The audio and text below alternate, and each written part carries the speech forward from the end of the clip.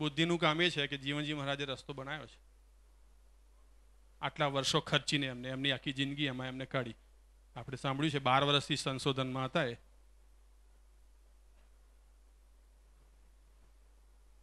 બહાર કંઈક શોધતા પહેલા આપણું ઘર ફંફોશી જવું, આટલું હું બધાને સલાહ આપું. થઈ ગયું? હા, અત્યારે સ્ક્રબ લગાવ્યું. હવે સ્ક્રબ લગાવો ને એમાં બી છિદ્રો ઓપન થતા હોય છે. એટલે સ્ક્રબ લગાવ્યા પછી ટોનર અને મોઇશ્ચરાઇઝર લગાવવું જોઈએ. એટલે સ્ક્રબ કર્યા પછી ટોનર લગાવ્યું, મોઇશ્ચરાઇઝર લગાવ્યું, બાકી છે.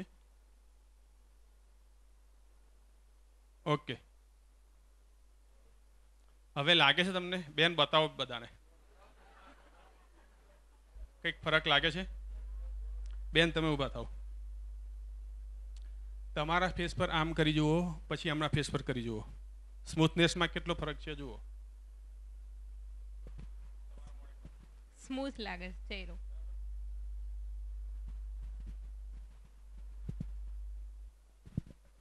આ સ્ક્રબ એવી વસ્તુ છે કે આપણી સ્કિનને ઇન્સ્ટન્ટ પોલિશ કરે છે, અંદરનો કચરો કાઢી અને સ્કિનને સારી ને સોફ્ટ બનાવે છે. આ પ્રોસેસ કરે છે. આ ઘરે બેઠા તમે 2 થી 3 મિનિટમાં ફેશિયલ કરી શકો છો. આ એવી વસ્તુ છે, ટોટલી નેચરલ છે. જોજોબા નામની વનસ્પતિમાંથી બનાવેલું છે આ, એટલે 100% નેચરલ વસ્તુ છે આ. એટીટ્યુડ, આર્ટિસ્ટ્રી છે ને એટીટ્યુડ બેમાં આવે છે. સુપર પ્રીમિયમ પ્રોડક્ટ્સ છે આ બધી, વર્લ્ડની ટોપ ક્લાસ ક્વોલિટીની છે. અને આમાં ઘણું બધું અલગ અલગ છે. તમે તમારા સ્કિનને કઈ રીતે સારી રાખો, આંખોને કઈ રીતે સારી રાખો, મેકઅપ કઈ રીતે કરવો.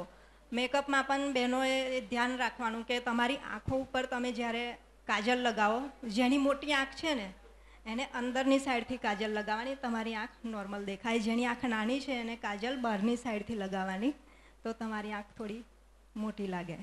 આવી બધી ટેકનિક્સ છે. તમે લૂઝ પાવડર યા તો કંઈ પણ મેકઅપ માટેનું યુઝ કરો છો ત્યારે એ બી યાદ રાખવાનું. બ્લશર કરો ત્યારે ગાલના આ સાઈડથી ઉપરની સાઈડ તમારું બ્લશર જવું જોઈએ, એ ખાસ યાદ રાખવાનું. તમને ખ્યાલ ના આવે તો મોઢાને આમ કરવાનું અને પછી લગાવવાનું, તો તમને પ્રોપર ક્યાં કરવું છે. હલો,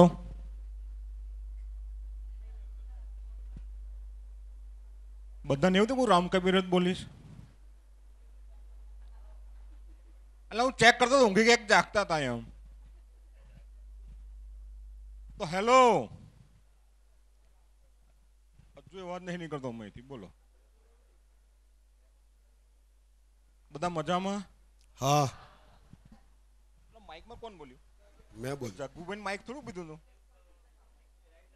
મારે લોકોને ચેક કરવાના હતા. જગુભાઈ તો માઇક લઈને બોલે છે યાર. તો બધા મજામાં? હજુ મને લાગતું નહીં મજામાં હોય એવા. કેમ એવું લાગ્યું કે આ 2 જ બહેનો ફાઈન બધા રખડી પડ્યા? એવું તો નથી નહીં.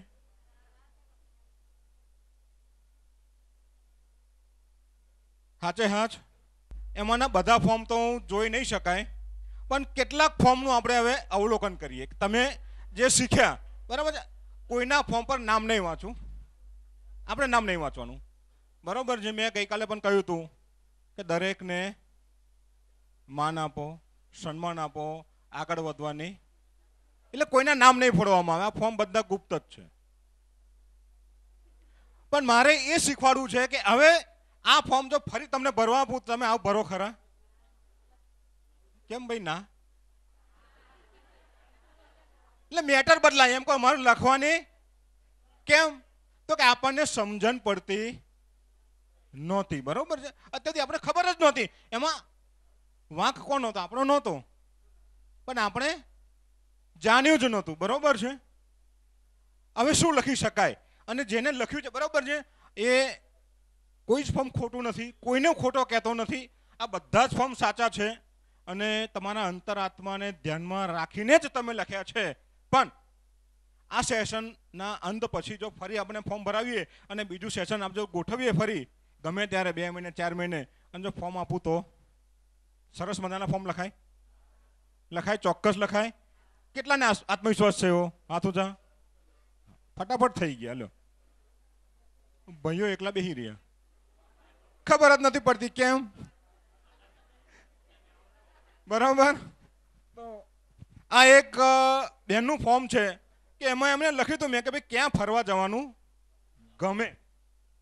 તો બેને એમ લખ્યું કે પતિ પત્નીને સાથે ફરવા જવાનું ગમે. કેમ ભાઈ, કઈક બાર વારી અંદર કઈ મામલો તો નથી ને? અહીંયા એટલા માટે તો મેં બધા ગોરધનને બોલાયા કે ભાઈ ગોરધન લઈને આવો, એટલે બાર વારી ના ચાલે કે બાર વારો ના ચાલે. બરોબર. તો આ ફરવા જવાનું ક્યાં ગમે, તો ક્યાં ગમે એનો મતલબ એમ નથી. ઘણા બધા મોટા ભાગે લોકો એમ લખ્યું કે ધાર્મિક સ્થળે જવાનું ગમે. કેટલા બધા મોટે ભાગેની બહેનો લખ્યું, બરોબર છે. કેટલાકે લખ્યું પુણ્યાત જવાનું ગમે, કોકે લખ્યું પાટણ જવાનું ગમે. કેમ? બધાને એમ હતું કે આ તો પ્રેમ જીવન આવવાના છે એટલે આપણે આવું જ લખાય.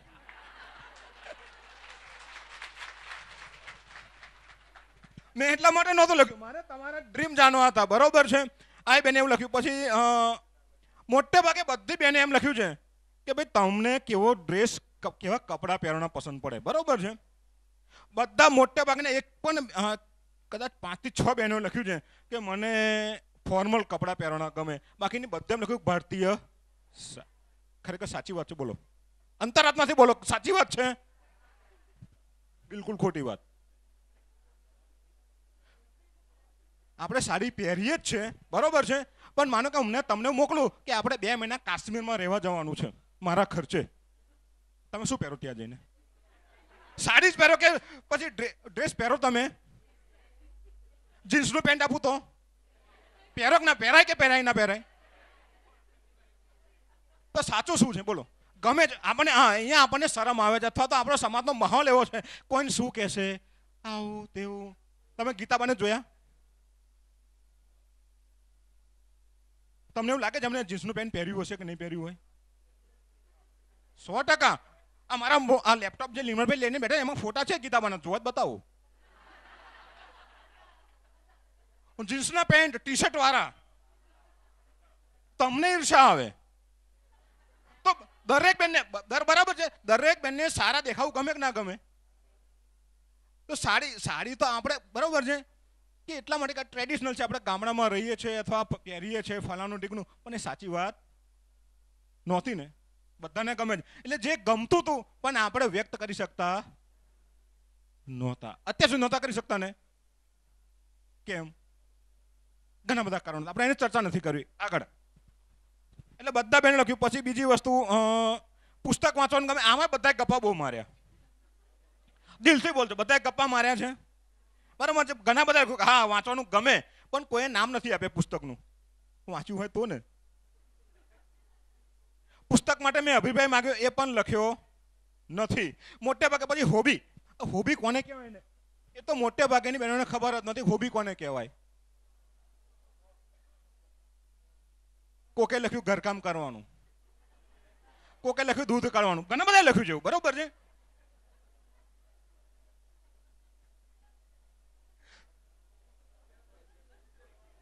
આ શોખ નથી. ખેતી કામ, એક મહિને કોઈ ખેતી કામ, આ ખેતી કામ શોખ નથી, આ વેટ છે ભાઈ. આ તો દૂધ કાઢવું વેટ કહેવાય. બરોબર છે. એ આપણને શોખ છે ભાઈ. હવાના પોરમાં મેં ગઈકાલે પણ કહ્યું હતું કે કેટલી બહેનો શોખથી વટતી સવારના પોરમાં ખુશ થઈને જાય. આ ફોર્મ હું વાંચી ગયો હતો, એટલા માટે મેં તમને કહ્યું હતું કે ગઈકાલે મેં વાંચી નાખ્યું હતું ફોર્મ. તો આ શોખ નથી. શોખ કોને કહેવાય? બરોબર છે. આપણને ખબર જ નહોતી, બેનને પણ ખબર નથી. બેન નિર્દોષ, બિલકુલ નિર્દોષ બેન છે કે એમને ખબર જ નથી કે શોખ કોને કહેવાય. કે ભાઈ બોલ બેટમ પહેરવાની ને એને શોખ કહેવાય, ટી શર્ટ પહેરવાની શોખ કહેવાય, ફેશિયલ કરીને શોખ કહેવાય, ફરવા જવાનું શોખ, ફોટોગ્રાફીનો શોખ. મારી પાસે લગભગ 10,000 ફોટોગ્રાફ્સ છે. મને ફોટોગ્રાફીનો બહુ શોખ છે. મારે ત્યાં કેમેરા મારી સાથે જ હોય. હા, હું માણસના ફોટા નથી પાડતો. મને અલગ અલગ સ્થળના સૌંદર્યના ફોટા પાડવાનો બહુ શોખ છે, કુદરતી સૌંદર્યના. મારી પાસે 10,000 પણ ફોટા છે. તો એ શોખ કહેવાય. તમારા શોખ અલગ અલગ હોઈ શકે, ખેલકૂદનો હોઈ શકે, કોઈકને અલગ અલગ શોખ હોય, બરોબર છે, કોઈકને કલેક્શનનો શોખ હોય, એન્ટિક વસ્તુ ભેગી કરવાનો શોખ હોય. તો આ બધા શોખ છે. આપણે ગામડામાં રહીએ છીએ, કદાચ આપણને એવો સમય નથી, કોઈ શીખવાડ્યું નથી, પણ આમે એટલા માટે કહ્યું હતું કે આપણે આપણી વ્યક્તિત્વને હવે બદલવું છે, ઓપ આપવો છે, બરોબર છે.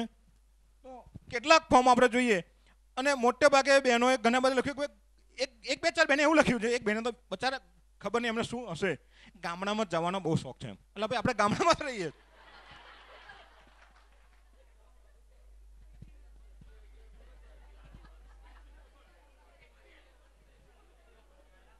પછી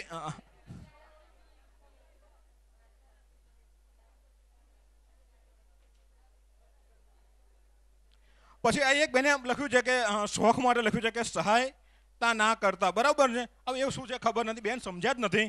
તો અલગ અલગ લોકોએ અલગ અલગ જાતનું લખ્યું છે. તો આવા અનેક પછી મોટે ભાગે લોકો ઘણા એમ છે કે લખ્યું છે કે ભાઈ અમને તો કુદરતી સૌંદર્ય હોય ત્યાં જવાનું ગમે, કુદરતી સ્થળે જવાનું ગમે. તો ફલ્લું ગામ કૃત્રિમ છે? કોને બનાવ્યું? મેં બનાવ્યું? તમે બનાવ્યું? એટલે આપણને ખબર જ નથી કે ભાઈ કૃત્રિમતા શું કે કુદરતી શું, બરોબર છે. તો જ્યાં જવું છે, બરાબર છે, એ સ્થળનું લોકેશન જોઈએ. હા, એક બેને બહુ સરસ લખ્યું છે.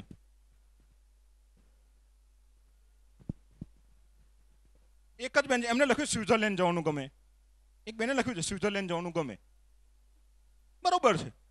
તો એ તમારું લોકેશન નક્કી થઈ ગયું કે તમને, બરાબર છે. એક મને કોઈ ધાર્મિક સ્થળનું તો મોટે ભાગેની બહેનો 50% ઉપરાંત લોકો લખ્યું ધાર્મિક સ્થળ. પણ કયા ધાર્મિક સ્થળે? એ તો ફલ્લુ મંદિરમાં તો ધાર્મિક સ્થળ જ કહેવાયું ને. આ ગામમાં કેટલા મંદિરો છે? 4-5 મંદિર છે, બરાબર. થઈ ગયા તો ધાર્મિક સ્થળ થઈ ગયું ને. પણ આપણી પાસે ખરેખર તો આનું કોઈ ફોકસ જ નથી, અથવા તો આપણે એને સમજ્યા જ નથી. બીજા એક બેન કહ્યું શોખ તમારો કયો? તો કે ભણવાનો અને વાંચવાનો. મોટે ભાગની, પણ એમાં કયું પુસ્તક વાંચ્યું તો ખબર નહીં, છતાં શોખમાં લખી નાખ્યું, બરોબર છે. તો ભણવું એ શોખ નથી, ભણવું એ જરૂરિયાત છે, બરોબર છે. ભણવું તો પડે જ. તો આ અલગ અલગ ફોર્મ છે આપણા. ઘણા બધા લખ્યું. એક બેને લખ્યું ભાઈ ક્યાં ફરવા જવાનું? કે ગાંધીનગરમાં. કેમ ભાઈ નરેન્દ્ર મોદીને મળવા જવું હતું? મોદીની જગ્યા અત્યારે તો મોદી ખાલી કરે એમ લાગતો, એટલે આપણી જગ્યા નહીં થાય બેન.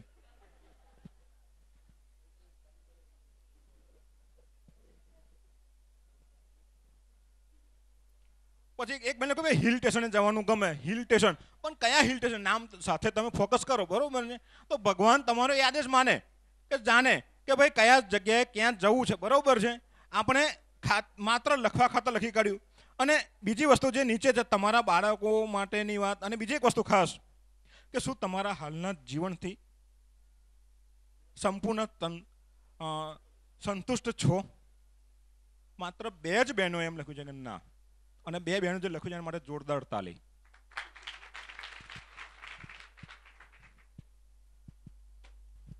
શા માટે? શા માટે? તમને ગઈકાલ પહેલાનું જે જીવન હતું, આપણે ગઈકાલ તો કદાચ જાણ્યું, ઘણું બધું જાણ્યું, બરોબર છે. પણ ગઈકાલ પહેલું જે જીવન છે એ આજે તમને કેવું લાગે છે? બરોબર લાગે છે કે મેં જે ગઈકાલથી સમજાયું અને આજે જે સમજાવવાનો છું, પછીનું જે જીવન તમારું કદાચ બદલાશે. બેમાં તમને ભેદ દેખાશે? દેખાય છે? કેટલી બહેનોને ભેદ દેખાશે? મારી વાતમાં સમજણ પડી કે ન પડી? જો અત્યારે તમે જે જીવતા હતા, બરોબર છે, ગઈકાલે પહેલા જે તમે જીવતા હતા, બરોબર છે, જીવવાના છો, જો તમને એમ લાગે કે બરોબર જ છે, આ જ મારું જીવન છે, આ જ મારો સમય છે, આ જ મારું કામ છે, તો તમારા જીવનમાં કોઈ પ્રગતિ થઈ શકશે ખરી? તમે કશું નવું વિચારી શકશો? કશુંક નવું આવશે? પાછળ પેલા બેન તો જો કઈ ખબર ન પડી. પહેલી વાર આવ્યા બેન કે આવ્યા હતા ગઈકાલે? આ બાજુ પેલા પાછળ બધા 10-15 બહેનો બધા બેસી રહ્યા શાંતિથી, મારું મોડું જોવે. આમ ખસો એટલે આપણે અંદર જવાનું કરીએ કંઈક સેજ આમ ખસો, બરોબર? તો આ બાજુ અહીં આવતા રહો ને તમે, આપણે વાંધો તમે બંને જણ એટલે સાથે જ આવું ના જોઈએ. કેટલી બહેનોને એવું ખબર છે કે ભાઈ આપણું જે જીવન અત્યારે છે એના કરતાં કોક સારું થાય, બરોબર છે? તમારા બાદ એમ બરોબર બદલાય એવું લાગે તો સારું. તો જેને લખ્યું છે કે ભાઈ મને આ જીવનથી સંતોષ નથી, એનો મતલબ કે એને હજુ વધારે સારું. મોટે ભાગે બહેનો લખી કે હા બરોબર છે, મને સંતોષ છે, એનો મતલબ કે તમે હવે આગળની દિશા જોઈ શકતા નથી અથવા વિચારી શક્યા નથી. આપણે એને જ માટે નથી આવે અહીંયા આગળ. શા માટે આપણે ભેગા થયા અહીંયા આગળ? કે આપણે જે કંઈ કરીએ છીએ એનાથી વિશેષ કંઈક વધારે આપણે સારું મેળવવું છે અથવા તો કંઈક પ્રાપ્ત કરવાનો પ્રયત્ન કરવો છે, બરોબર? મેં પાછળ જે નવા ગોરધન આવ્યા હોય આગળ આવી શકે છે, તો જોડી હોય તો, તૂટી ગઈ ના હોય તો આગળ આવવાની છૂટ છે, વેકેન્સી છે અહીંયા. આજે લેડીઝ શરમાતી નથી પણ પુરુષો વધારે શરમાય છે, અને આવા પુરુષો મેં જોયા નથી. અલબત્ત પુરુષોને ખબર જ નથી, બરોબર? તો આપણે આજનો વિષય શરૂ કરીએ, etiquette, manners and civic sense. નિર્મળભાઈ નેક્સ્ટ. તો રેસીપી તો ગીતાભાઈએ કહી દીધી. નેક્સ્ટ. સ્વાસ્થ્ય અને આરોગ્ય નિર્મળભાઈ બતાવી દીધું. નેક્સ્ટ.